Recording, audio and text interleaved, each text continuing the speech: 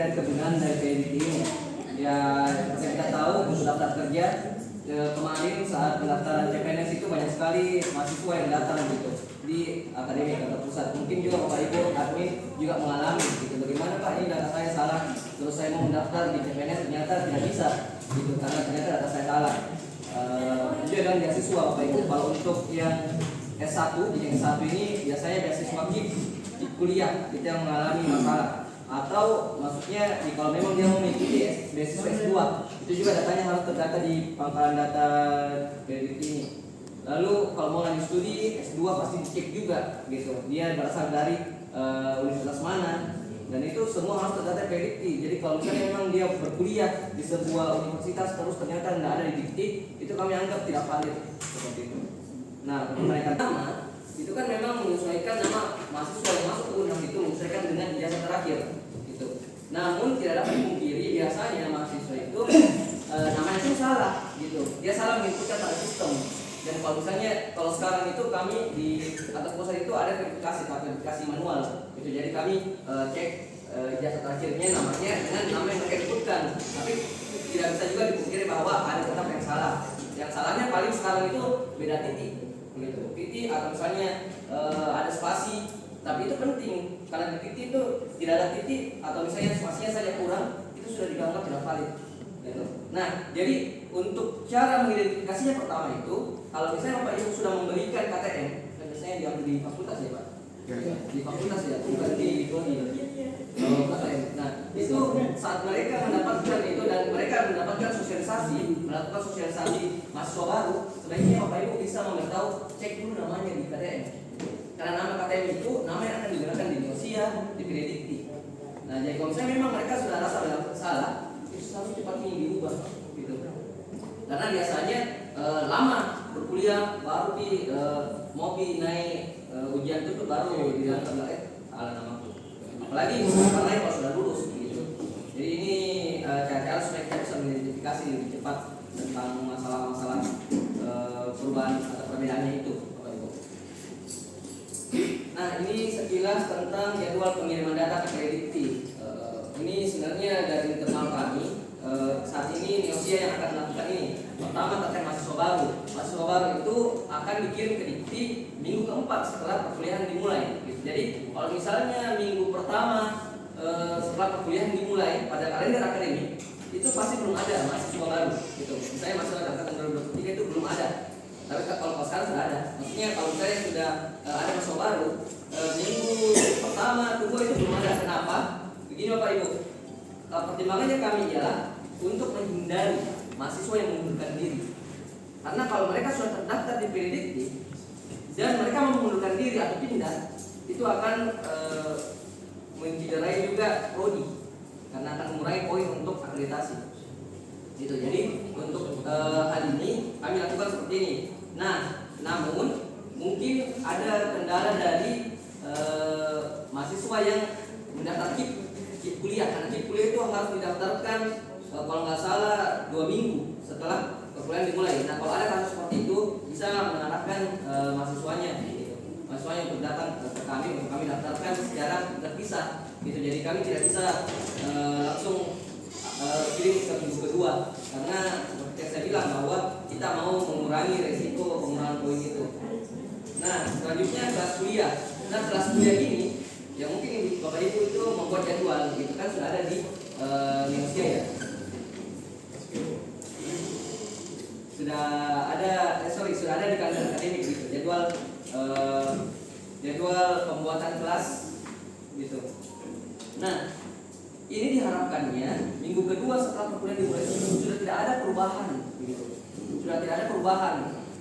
Nah, ini yang biasa kami dapati ternyata ada yang kelas yang ditutup lah, ada ataupun juga kalau kelas ditutup oke, tidak apa-apa. Tapi kalau kelas misalnya dirubah jadwalnya, terus juga dirubah lagi kuota dan sebagainya, itu yang sebenarnya kami tidak mau Bapak Ibu.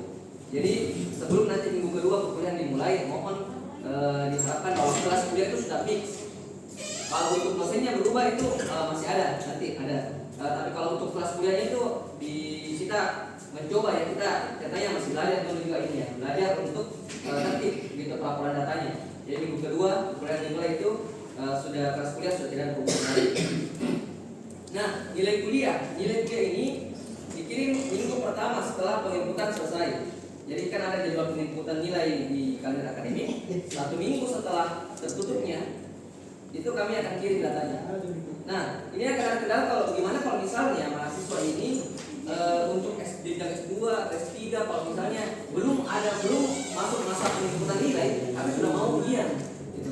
Apalagi kemarin ini waktu wisuda ini sudah 2 kali wisuda, kami mendapat itu di kantor pusat bahwa yang paling banyak itu tertahan yang sulit diambil dalam ijazah itu Management Manajemen. Karena rata 3 semester ya rata. Dan 3 semester itu pada semester ketiganya itu baru beberapa minggu perkuliahan sudah selesai gitu. Nah, seperti apa? Nah, maka dari itu Bapak Ibu sudah ada feeder ya. Jadi Bapak Ibu menambahkan secara manual gitu. Ini karena kita berlaku bukan hanya untuk fakultas ekonomi, tapi untuk seluruh fakultas di Unhas, makanya melakukan ini gitu. Jadi minggu pertama setelah penginputan jadwal penginputan selesai. Tapi kalau memang ada ceritanya kayak situasi yang mengharuskan kita mengirim sebelumnya, bisa dilakukan secara manual gitu. Kita akan langsung sinkronisasi. Lalu ada AKM atau KRS. Nah, ini AKM itu adalah istilahnya kayak gitu ya Pak Ibu. Jadi ini saya share saja bahwa ada namanya aktivitas kuliah mahasiswa. Itu yang disebut atau kita bisa sebut dengan KRS-nya mahasiswa. KRS-nya mahasiswa itu berbeda dengan kelasnya. Berbeda itu AKM mahasiswa dengan kelas yang dia masuk dan juga nilainya itu berbeda. Nah, nanti saya akan jelaskan selanjutnya. Kalau AKM ini kami kirim ke minggu keempat setelah perkuliahan dimulai. Jadi diharapkan bahwa KRS-nya itu sudah fix, tidak ada perubahan lagi. Karena kalau saya Bapak Ibu mahasiswa ada melakukan perubahan, maka Bapak Ibu harus menyinkronkan lagi. Gitu. Jangan lupa karena maksudnya bisa saja kita kelewatan gitu. Bahwa ternyata ada mahasiswa kita cuma fokus untuk memperbaiki KRS-nya, mengusul ke akademik untuk memperbaiki KRS, ternyata kita lupa kalau yang sebenarnya itu dicek itu di prediktinya gitu. Dan kita lupa ternyata melewati semester depan sudah tertutup lagi. Dan terakhir ini pengajaran dosen. Ini yang mungkin kadang Bapak Ibu juga dikejar-kejar sama Bapak Ibu dosen. Kalau pengajaran dosen itu minggu keempat setelah perkuliahan dimulai. Jadi kalau misalnya setelah minggu keempat ada dosen yang dirubah di sebuah mata kuliah, itu Bapak Ibu silakan melapor. Karena nanti itu kami akan kirim secara terpisah gitu. Karena hal ini itu kami lakukan semua rangkaian ini kami lakukan 1 kali dalam semester. Kalau misalnya ada hal-hal yang memang mau dikirim lagi itu pasti dilakukan secara manual.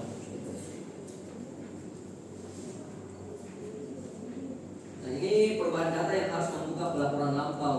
Ini yang jangan-jantinya pimpinan kami selalu mengingatkan terkait dari pembukaan pelaporan. Kalau misalnya ada hal-hal yang tidak sinkron seperti kelas, dosennya, nah ini maksudnya kalau sudah lewat ya, kalau sudah lewat masanya tertutup kan. Kalau sekarang itu semester 2022 akhir itu sudah tertutup Bapak Ibu. Nah, dan sangat disayangkan kalau ternyata di 2022 akhir itu masih ada yang tidak sinkron. Karena kemarin pada hari Selasa kemarin ini kami baru diundang oleh Dikti untuk mengikuti workshop pelaporan dari semester akhir ini, dan itu ditampilkan. Jadi diundang seluruh PTN di Indonesia dan ditampilkan gitu kan. Tidak bagus kalau kita lihat walaupun hasil itu pembuka pelaporannya itu 100% gitu. Jadi kita mau tekan ini juga dari Bapak 1 itu kita ini mencari cara kira-kira bagusnya seperti apa bisa agar kita tidak buka pelaporan gitu. Dan dari sistemnya kami akan tingkatkan juga dengan bantuannya Bapak Ibu seperti itu, karena tentunya kami tidak bisa mengontrol ini semua secara langsung dari pusat. Kami mohon juga pasti bantuannya Bapak Ibu untuk bisa memonitoring ini, yaitu dari kelas kuliahnya, dosennya, terus mahasiswanya, nilai-nilai terutama ya, nilai-nilai yang sering gitu. AKM aktivitas mahasiswa itu kalau untuk pembimbingan dan pengajaran. Terus daya tampung ini sebenarnya sudah aman pasti dari awal, dan nilai transfer atau konversi untuk ini untuk mahasiswa yang mengikuti program PMBKM.